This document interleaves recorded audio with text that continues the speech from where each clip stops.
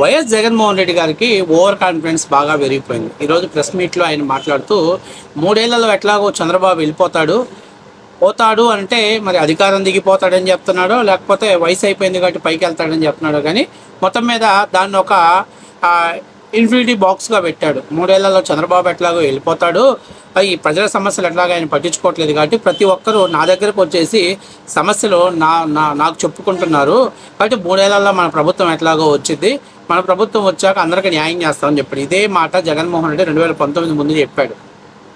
ఎవరో పోయి ఒక కుటుంబం పోయి, సార్ జగన్మోహన్ రెడ్డి గారు మా పాపకు బాగాలేదండి, ఏదైనా చేసి పెట్టండి అని అంటే, 1 ఏడాదిలోనో 2 ఏళ్ళలో మన ప్రభుత్వం వస్తుందమ్మా, వచ్చినట్టే మీకు ఏం కావాలో చేసి పెడతానని చెప్పాడు. అంటే ఈ 2 ఏళ్ళు దేవుడు పైన ఆయువు ఇచ్చి ఆ బిడ్డను కాపాడి ఆ ప్రాణం పోకుండా ఉంటే, ఈయన వచ్చినట్టే మరి ఆయన చేస్తాడా చేయడానికి పక్కన పెట్టేస్తే అప్పుడు దాకా ఓపిక ప్రాణం బిగబట్టుకోవాలి. సో ఇప్పుడు జగన్మోహన్ రెడ్డి గారు ఏమంటున్నారంటే, చంద్రబాబు నాయుడు దగ్గరికి ఎవరు సమస్యలు చెప్పుకోవడానికి వెళ్ళట్లేదు అంటున్నారు. అసలు నీ దగ్గర సమస్యలు చెప్పుకోవడానికి ఎవడొస్తున్నాడు?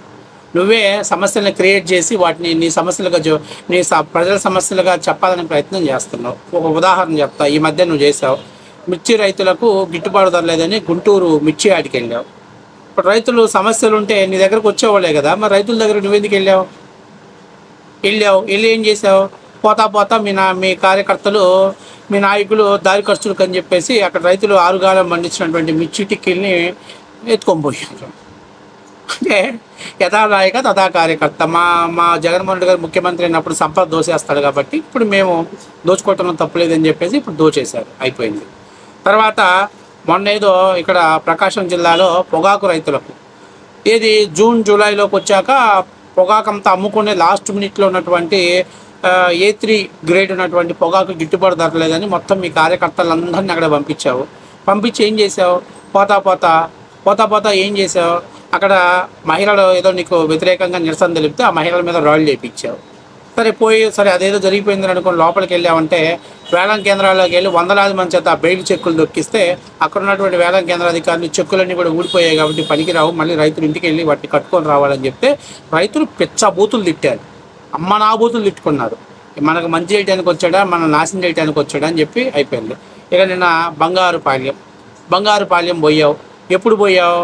జూలైలో పోయావు. దేనికి పోయావు?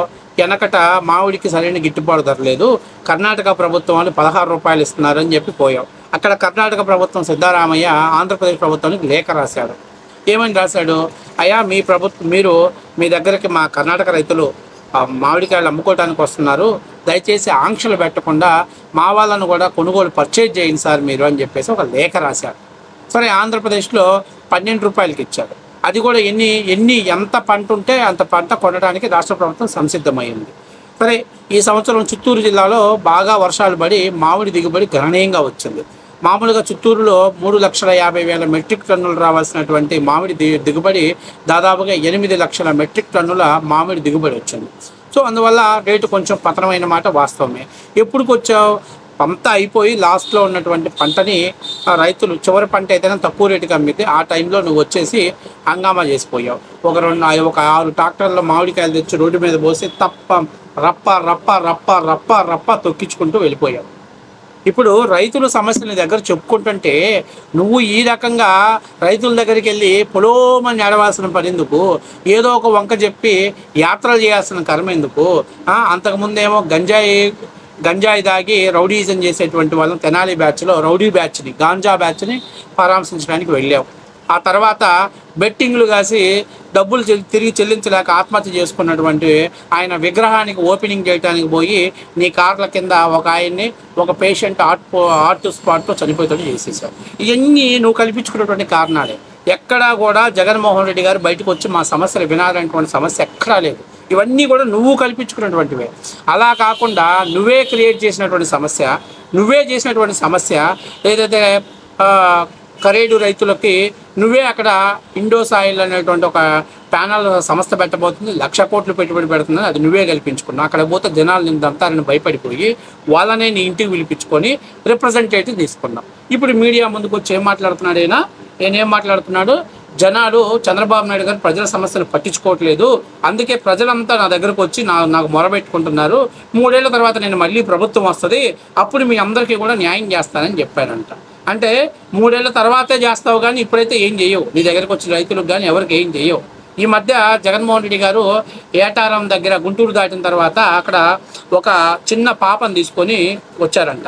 అన్నా మా బిడ్డ, మేము మీ జగన్ అభిమానులు అన్నా, మా బిడ్డకి క్యాన్సర్ ఉందన్నా, ఏదన్నా ఒక ప్రైవేట్ హాస్పిటల్లో మీరు తీసుకెళ్ళి చూపించినా పర్వాలేదు, లేకపోతే మీరు చెప్తే హాస్పిటల్కి వెళ్ళి చూపించుకుంటామన్నా, లేదా ఫైనాన్షియల్ హెల్ప్ చేసినా పర్వాలేదంటే అన్నాడంట, తల్లి ఇప్పుడు మన ప్రభుత్వం కాదు, మనం చెప్తే ఎవరు వినరు, కాబట్టి మన ప్రభుత్వం వచ్చిన తర్వాత చూస్తాలే తల్లి అన్నాడంట. అంటే ఈ 3 ఏళ్ళు ఆ పాప క్యాన్సర్ని ముద్రబెట్టుకొని బాగా ఫైనల్ స్టేజ్కి వచ్చేప్పుడు ఏనంట ఊపుకుంటా వచ్చి అప్పుడు డబ్బులు సాయం చేస్తానంట. అంటే అదే జగన్మోహన్ రెడ్డి గారు చెప్తుంది. ఇప్పుడు నేను జగన్మోహన్ రెడ్డిని అడుగుతున్నా, గత 5 ఏళ్లలో నువ్వు ముఖ్యమంత్రిగా ఉండి ఎట్లా ప్రవర్తించావో రాష్ట్ర ప్రజలు చూశారు. ఎక్కడ ఏది వచ్చినా నువ్వు వెళ్ళవు, రైతులను కానీ ఎవరిని పరామర్శించవు.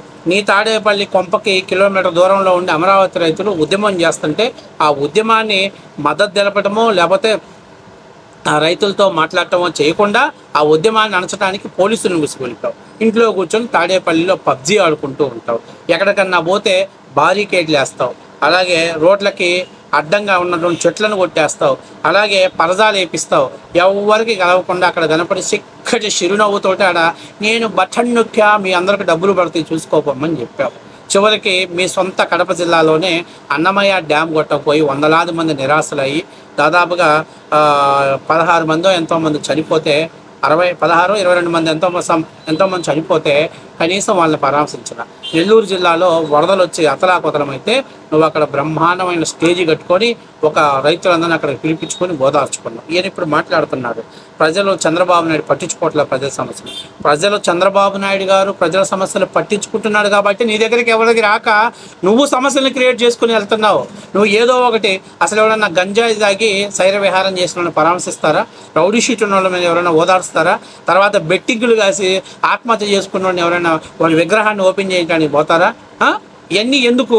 నీకు ఏ సమస్యలు లేవు, నీకు ఎక్కడ సమస్యలు దొరకట్లేదు, ఎక్కడికెక్కడికి సమస్యలన్నీ కూడా కూటమి ప్రభుత్వం క్లియర్ చేస్తుంది. ఇవన్నీ సమస్యలు నీకు కనపడలేదు కాబట్టి నీకు నువ్వే ఎక్కడన్నా సమస్యను క్రియేట్ చేసుకొని ఆ సమస్యని నువ్వు హైలైట్ చేయడం కోసం అని చెప్పి వేలాది మంది కార్యకర్తలని మందు బిర్యానీ ప్యాకెట్లు ఇచ్చి అక్కడికి తరలించేసి అక్కడికి వెళ్ళి నువ్వు ఒక గంట 2 గంటలు ఒక పొలిటికల్ షో డ్రామా, ఈ దండాలు పెట్టడాలు, ఈ ముద్దులు పెట్టడాలు, లేకపోతే ఈ చెంపర్లు నవ్వటాలు, ఇవన్నీ స్టార్ట్ చేస్తాను. ఎందుకంటే 2019 ముందు ఏదైతే నువ్వు నెత్తి మీద చేయబెట్టావో, ముద్దులు పెట్టావో ఆ డ్రామాకి మళ్ళీ, ఎందుకంటే దాదాపుగా 5 ఏళ్ళు అయిపోయింది కదా, దానికి కొంచెం గ్యాప్ ఇవ్వటం కోసం అని చెప్పి మధ్య నువ్వు ఈ పనులు చేస్తున్నావు. ఇప్పుడు నిజంగా కానీ ప్రజల సమస్యలతో అల్లాడుతుంటే నువ్వు రోజు ఎక్కడోసారి సమస్య ఉన్నప్పుడు వెళ్ళాల్సింది.